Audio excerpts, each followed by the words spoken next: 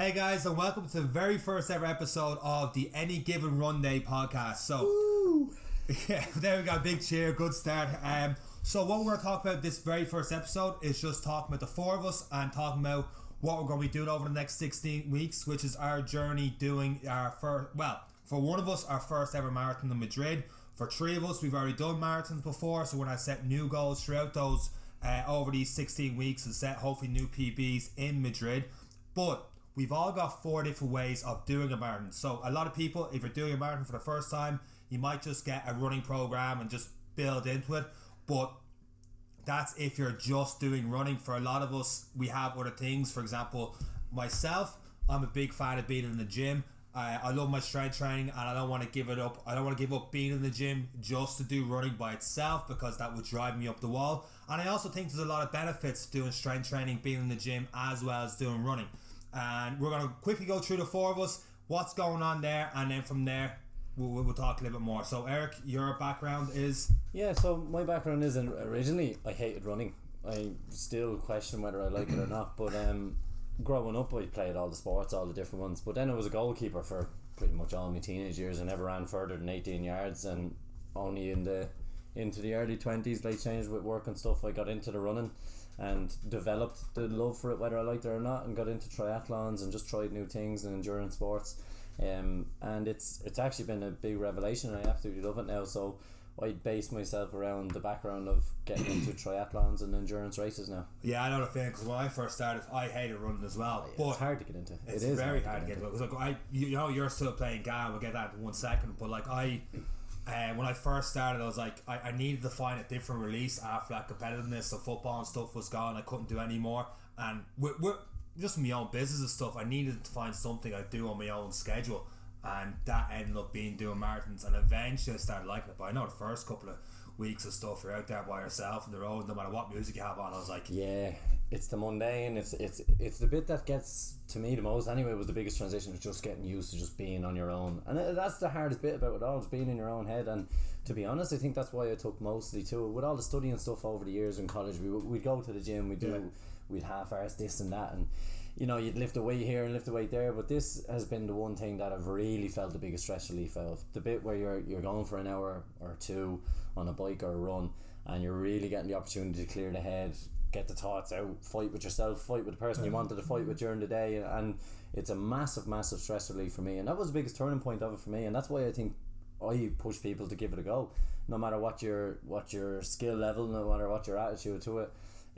Everyone has a marathon, be it getting off the couch to go walk to the shop. That's someone's marathon, you know. Like, it's, I suppose for us, having done it, we've suffered it before, myself and yourself, and to say I enjoy it now is a bit weird, considering 4 years ago now, or thereabouts, we would have killed each other over a 5k or a 2k, you know. So it's definitely it's a big adjustment, but it's something I think people should get into. It's a fantastic thing, and that's why I love being a part of it now. And I'm still learning, no expert by any stretch of the imagination. There's fantastic runners and athletes out there, and still learning from them and getting involved in different clubs and trying to learn new things.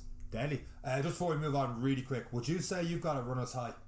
A runner's high? Did you believe that? I struggle with it sometimes, a runner's high. Yeah, but that feeling of, I don't even know, like the macho coming out here, the feeling of almost crying when you cross the finish line. Oh, cross the finish line, but people say when they're training you get this runner's high journey. I'm still not totally buying that. I don't know about you guys, but I did, you get it? Yeah, particularly on the long ones, when it's just you on the road, 2.5 hours long training, and you finish it, and then you just get into your car and go home, and people ask you what you did that day, and you look at your watch, and you see you've burned 5,000 calories, and you're still going, you're still doing it, and you're... Yeah, definitely I've found a runner's high. Fair enough. It's I was supposed to put it down, like someone asked me, like I told them I was doing back last year, I was like, I did my first triathlon, and someone asked me what you doing, I was like, I'm going to do 4 Olympic triathlons in 4 weeks, and they said, why? And I just said, because I can. Yeah. And that was the first time I really felt the runner's high, or that kind of endurance high, where you just have that feeling of what next, what else can I do, how far can I go, and it's a weird feeling. It's a feeling I never thought I'd have. And over there, the Christmas, I've taken 2 months off, and I've had a very good Christmas. And I went for a 5k run at the same pace I ran a marathon at, and I was like, how did I ever run a marathon? So I've had the runner's high, and now feeling the low again as we get ready to build up for the next one. Gotcha. So myself and yourself, we've kind of gotten out of the sports background and stuff, in the team sports, and gone into running. So we dedicate more of our training time towards that. But Conor, you're still playing GA at a high level in Manu, and you've done 2 marathons now with the GA and the running. How do you find that transition? How do you think it's going to help you or hinder you even over these next 16 weeks for Madrid Marathon? Yeah, well, high level maybe not so much, but yeah, I mean, I suppose my background obviously is from a team sport element, and I was the same as Eric. I always felt that a marathon was something that the stupid people did. There was no reason at all. There's no reason you want to run that far. Yeah, they're idiots. You know, and get a little medal at the end of it, like, you know, and pat yourself in the back. But you know, I suppose growing up, I played, you know, soccer, football, hurling. I focused on hurling then. I suppose I've been very fortunate to represent my county up until under 21 level. My college as well, and I suppose I got to a point in time where I was working full time, become a little bit burned out. I took a year off from hurling and was kind of looking for that next challenge. You know, and my grandfather had both run marathons, and I'd been to support Angela when she did it, and just the buzz that was there kind of, it made me look, I suppose, look at it in a different light. Signed up for my first half marathon, absolutely hated it. Swore I'd never run any kind of a distance again. And 2 weeks later I was already looking at Dublin. So, you know, I think for me it was just about finding that new challenge. You know, this year was great, you know, in the sense that I suppose in terms of the training, obviously training, you know, reasonably consistently with Manu 2-3 times a week. Obviously hurling is a very heavy cardio aspect to it, so, you know, for me what I was trying to do is, you know, use that as my short training runs and then implement a kind of a longer run then once a week as well.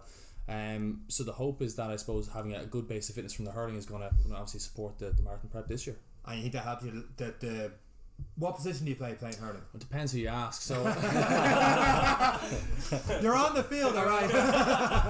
I'm thankfully on the field, yeah. Back on the bench. So I suppose I would have started off as a wing back, and that's kind of where I preferred to play. But I suppose for whatever reason I ended up in full back this year for part of the season. So look, in that kind of position, you're a little bit bigger. Your role is mainly to obviously you're the last line of defence beyond the keeper. So yeah, your role is very much to keep your man at bay and keep the ball out. So, you know, I suppose that in of itself kind of means that my role, I need to be a little bit more physical. I'm not quite as mobile in that regard. I wouldn't get out of the field quite as often. So, you know, but your training is still the exact same. I still train the same way. Right. You know, but I think that maybe, I suppose if you want to look at a detriment for marathon running, I'll never run a sub 3 hour marathon because, you know, that's not the kind of fitness I need to have. Gotcha. I need to be physical. I need to be big to a certain extent and strong. You know, so I think what's nice is that I'll always be a hurler who enjoys the marathons, not the other way around. Yeah, and that's cool. That's why we got different backgrounds. We've got different goals, and that's going to be the cool thing. We talk about this over the next 16 weeks. But speaking of not being a hurler and running, there's someone in the group that we don't even know is a runner yet, because Aaron, you haven't done a marathon. This is your first one. My longest running distance, probably competitively wise, is Marley Park 5k. Like, not just the 5k, the Marley Park 5k. I've seen him run 4k for a party. Yeah, completely first time doing a marathon, like completely. I think maximum I've ran is like 10k, and that was cruel. I was limping afterwards. I couldn't, like, the next day I was feeling it, like could barely get up out of bed. Came home that day, was absolutely knackered, fell asleep in the couch.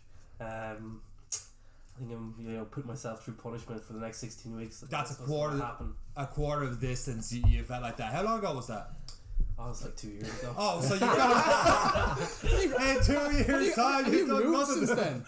Pardon? Have you moved since then? No, like, you know, just every now and again you have to get out of the bed on the other side, you know. That's about it. Okay, so yeah, that's pretty much a quick intro on the four of us. And episode 2, we're going to be talking about more about Aaron's journey for his first marathon, what he's seen and what he thinks might be the best steps for him to take. And then we'll be talking about myself, Eric and Connor, how they got on doing their first marathon from there. But that's next week's podcast, so a very short intro, just in all four of us. And yeah, tune in next week just subscribe to the podcast, Any Given Runday. And that's pretty much it from the four of us. Thank you for listening.